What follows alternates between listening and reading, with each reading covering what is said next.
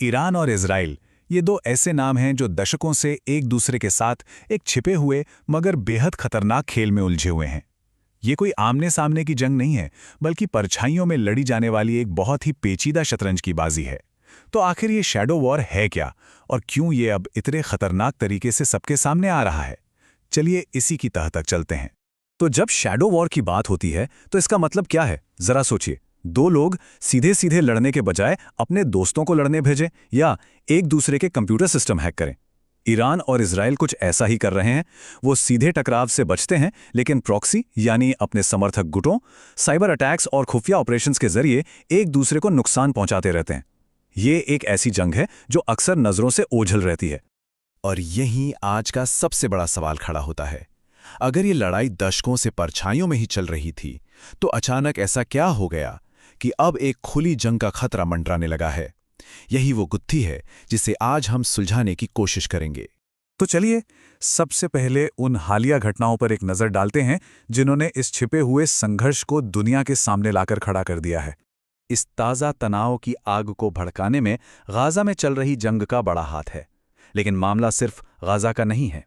Yemen से लेकर Syria तक पूरे मिडल ईस्ट में छोटे बड़े टकरावों की एक पूरी सीरीज ने, कह सकते हैं कि आग में घी का काम किया है। हमास जैसे गुटों के साथ इजराइल की लड़ाई ने पूरे इलाके को एक बारूद के ढेर पर लाकर खड़ा कर दिया है, और अब इसकी चिंगारियां ईरान तक पहुंच रही हैं। और यहां से ये खतरनाक सिलसिला शुरू होता है। देखिए, सब कुछ तनाव बढ़ने से शुरू होता है, जो अक्सर ईरान के समर्थक गुटों की हरकतों से होता है। फिर इजराइल जवाबी कार्रवाई करता है, किसी बड़े ईरानी कमांडर को निशाना बनाकर। लेकिन इस बार जो अलग हुआ वो था अगला कदम। ईरान अब छिपा नहीं, उसने सीधे सैकड़ों ड्रोन और मिसाइलों से पलटवार किया।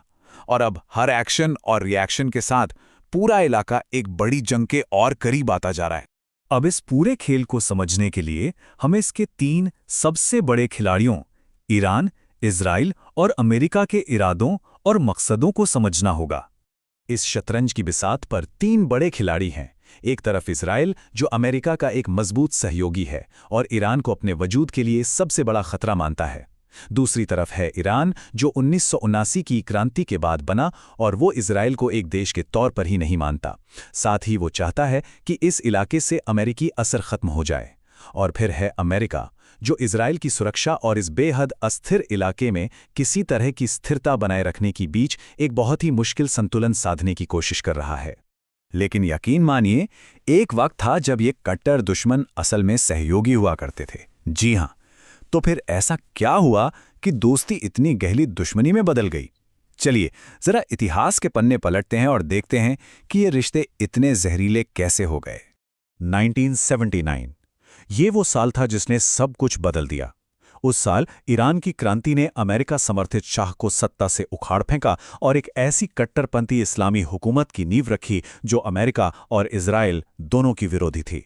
बस उसी पल दुश्मनी के वो बीज बो दिए गए जो आज एक विशाल कांटेदार पेड़ बन चुके हैं, जिसकी शाखाएं पूरे मिडिल ईस्ट में फैली हुई हैं। तो इस दुश्मनी की जड़ें दो चीजों में हैं। पहली है विचारधारा। ईरान की लीडरशिप का मानना है कि इजराइल का वजूद ही नहीं होना चाहिए। ये कोई राजनीतिक मतभेद नहीं है, ये उसके अस्तित्व को ही नकारना है। और दूसरा कारण है सुरक्षा। ईरान हिजबुल्लाह जैसे हथियारबंद गुटों को सपोर्ट करता है जो इजराइल को चारों तरफ से घेरे हुए हैं।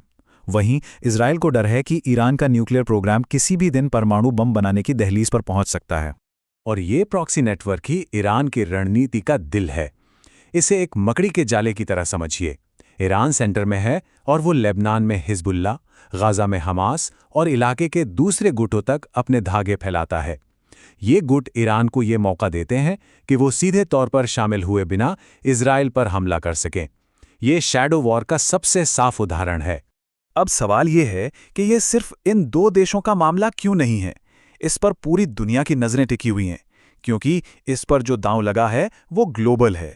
और दुनिया की सबसे बड़ी चिंता यही है। डर इस बात का है कि ये शैडो वॉर, ये परछाइयों की जंग किसी भी पल एक खुली, विनाशकारी और पूरे इलाके को अपनी चपेट में लेने वाली जंग में बदल सकती है।